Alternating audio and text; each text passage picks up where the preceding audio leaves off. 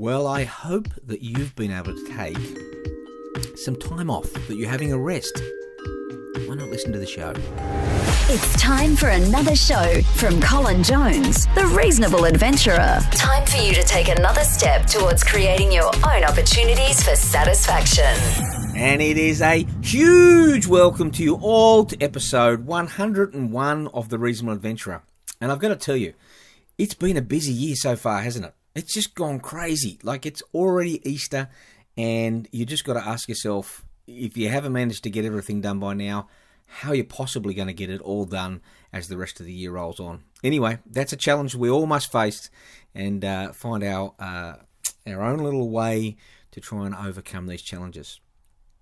What I wanted to talk to you about today was this challenge that I'm increasingly seeing, constantly surrounded by hype.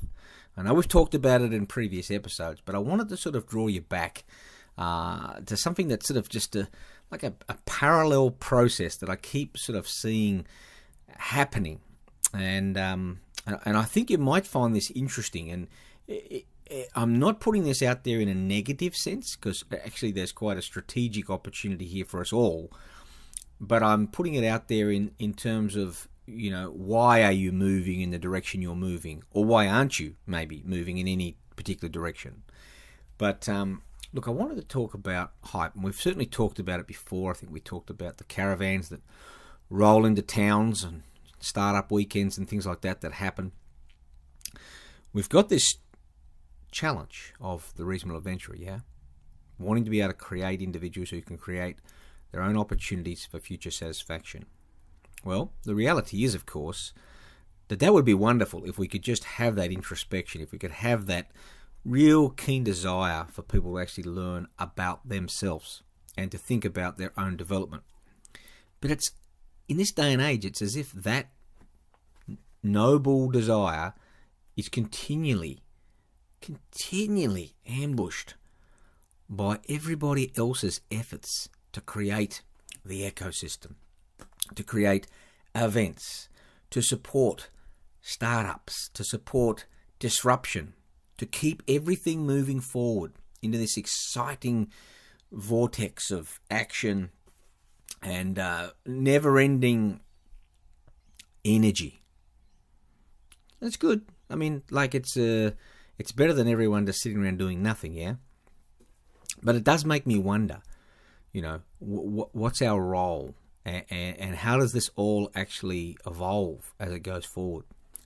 So I wanted to go back, and I want to tell you a little story about a paper that I wrote 12 years ago. So it's quite a long time ago, isn't it? 12 years. But when I first started out as an academic, I was very interested in the impact of the internet.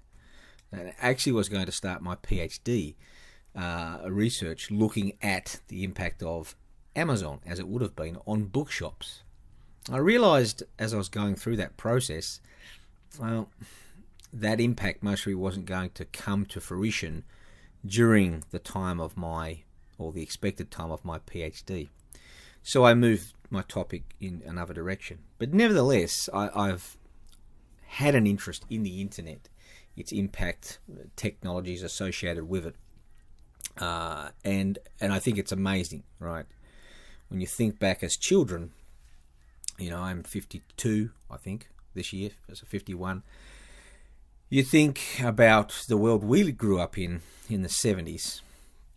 And my favourite story always is, you know, if I wanted to ask a girl out and I wanted to ring her, well, I would have to pick up the phone in front of everyone else in my family, because there was one phone in the lounge room where we all, you know, were either having dinner or watching TV. And so if you wanted to make that phone call, it had to be in front of everyone, right? You couldn't wait for them to go to bed, because then that person at the other end of the line was most probably in bed too. And you knew that they'd be picking up the phone in front of their parents and brothers and sisters, right? So it was a very, very different way to think about communication than the world we live in today, where, you know, you can send a text message, you can do things 100 different ways, can't you? So anyway, in 1944, there was a really neat article written by a guy called Jenks. And he was thinking about the American railways, their impact on society and their development. And I came across this article, and it really had really significant influence on the way that I thought about evolution of industries. That's an area where I have a great deal of interest. And the way that he argued the development of the railways was very, very convincing. He argued that in the first instance, the railways were an idea, and people would coalesce around the idea. You know, what might this mean if we had a railway, a transportation network that connected up vast areas of the United States? And you can imagine, as a result of these ideas, that people started to behave in very strategic ways. You know, maybe they would realise that that worthless land, if somebody owned it, then they might be compensated in some way by a train line having to actually come across it. And so people organised themselves in enterprising ways and opportunistic ways based on this notion of an idea. And then we move from an idea into a construction phase. How do we actually enact a range of the ideas associated with railways? And so now we have little towns that have, either formed or were formed as a result of the construction process of actually developing this railway.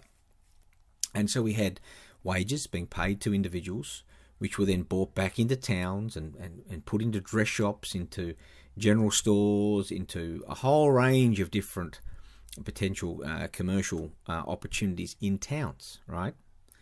And so this was, very interesting that we've gone from a phase of the railways as an idea to now it's a construction industry. And then ultimately, as we know, it became a deliverer of goods and services, right? So we eventually got our railway lines. And so Jenks looked at this and he said, if we want to understand the economic and social impact of railways, we should think about three phases. Railways as an idea, railways as a construction industry, and railways as a means of providing goods and services. I wrote a paper 12 years ago talking about this process, but for the internet. Because, in the early 90s, very early 90s, we had people talking about the internet. It was like this gold rush. It was going to change the world. It was going to happen tomorrow. Not next week. It was all going to happen tomorrow. And this was very fascinating because we had so much speculation about the idea of the internet, right? And people started to behave in very strategic ways. Lots of young people were out there trying to own domain names. In those days, it was just .com. You couldn't have .org or anything else, just .com. And so if you could own sex.com or a whole range of other very generic words which were likely to be popular on the internet, you could do very, very well. Just like the people who bought the land that the tracks would go on, people were buying up the domain names. And people were also trying to envisage what this might mean in terms of the architecture of their organisations, the way in which services might be provided into communities. And so the internet started to take shape in people's minds. It didn't take very long for it to also become a construction industry, right? People were looking to build the infrastructure. People were trying to build the capacity, right? And so we had people building websites and people building the infrastructure for, train of thought's gone on me here, for logistics and a whole range of different ways in which things could actually occur. And ultimately, for most of us, we now live in a world where the internet provides our services. It was unheard of 15 years ago for people to think, I'll do my banking online.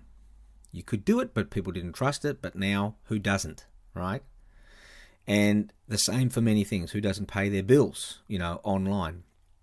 And, pay my license online. All these things now just naturally happen online. I want to go to the movies. I get my tickets online, right?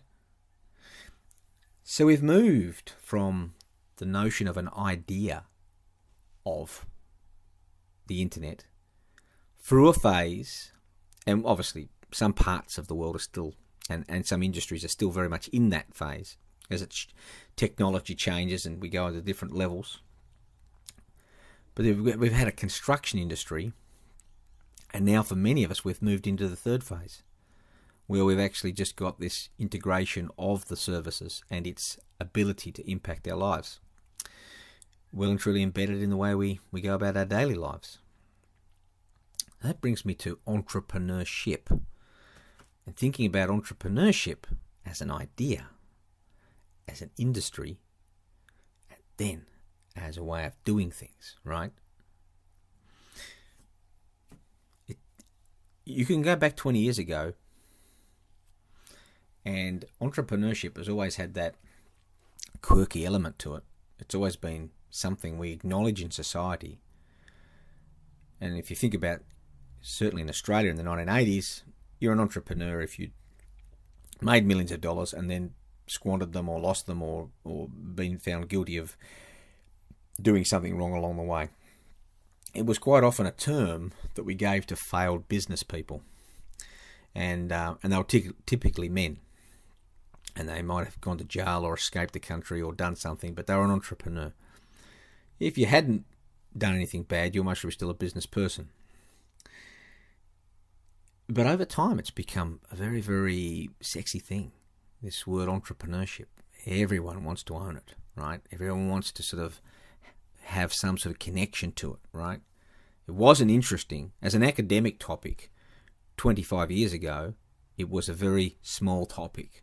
Now, everyone wants to be a part of it. Everyone wants to sort of see it as a central or very, very close to the centrality of their actual domains. So we've gone way beyond now the notion of an idea of entrepreneurship. It's still an idea in other areas. I mean, if we're in education departments around the world, we're still talking about it. We know it sounds like a pretty big thing. It's moved from the horizon to right in front of us, and we're trying to now work out what to do, right? So it seems like a lot of the world has moved into the construction phase. How do we develop the infrastructure, the ecosystems, the processes to support entrepreneurship? And that seems to be happening around us all the time. And there's obviously a million different ways that people have different views on this, and we don't need to talk about what's the right view. That's not really the point of this conversation. The point of this conversation is to get you to think about, what does it look like next? Because if you're playing a role now, right, maybe you're part of the entrepreneurship ecosystem in your area. Maybe you're supporting startups. Maybe you're involved in education. Maybe you're involved in the policy development, right? Lots of different roles that are required in the development of these startup processes. But if we were to assume, just like the railways and just like the internet, that we'll eventually move on to the third phase, so what's your role there? Once entrepreneurship is just the new orange, it's just the new way of doing things.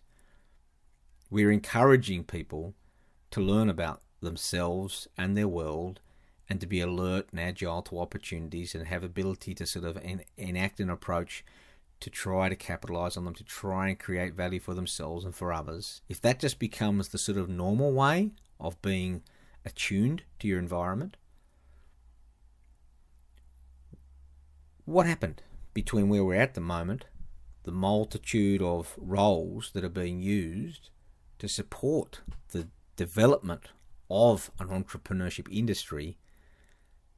What's left once we move on to the fact that it already exists and now everyone behaves that way, and that's just the way society operates? If we put all our energy into trying to be a construction worker The one thing we know about the internet is the challenges of disintermediation. We know that lots of things just get sort of made functionally redundant. They know we don't need 100 bookshops in a town anymore because we've got Amazon. So we might just have one quirky bookshop because it's got a neat cafe and it's a bit funky, right? And it attracts sort of a cool set of writers who still want to touch that physical book, and talk about the words with other people. But there's still 99 other bookshops gone. So what does the world look like in 5 years' time, in 10 years' time, when everyone's poured so much money and effort and time into trying to build their own individual ecosystems? And make no mistake, everybody wants to own it. So maybe it comes as no surprise here for me to give you my view. You can't own it. No one can own entrepreneurship. It's in the hearts and minds of people, right? You can't own it. So what's the strategic opportunity that sits in front of us? Building it? Or being able to live with it and support it in the future? I actually don't know the full answer to this question. I don't even have a fully developed opinion on it. But it just strikes me that the people who built the railways eventually didn't benefit from the railways in an economic sense, right? If you think about the notion of what happened with the railways, people had very specific shops. They were generalists, right? And then they were specialists, right? So someone just did something for horses. Someone just did something for haberdashery. Someone just did something for cooking. And what did the railways enable us to do? They enabled those shops to be changed, right? So I've got that totally around the wrong way. Let me go back the other way. We had one big generalist store, and the railways enabled the distribution of very specific things. It changed the very fabric of how business was conducted in those towns thereafter, right? The same things happen with the internet. You don't see too many people out there having a business that's as profitable as it was back in 1998 when someone was setting themselves up to make beautiful $20,000 websites. You don't see that happening a lot now, right? Because I can make one now in 2 minutes, right? And if it serves the purpose and I actually succeed and I move forward, then I can invest some more resources. But I don't need to spend a lot of resources to try an idea anymore. I can just simply do it, right? The resources already exist. So why do we think that our efforts to build and own something, a space, a reputation, why do we think that those efforts now are going to be rewarded when it just becomes commonplace, when everyone can reach out and do it, right?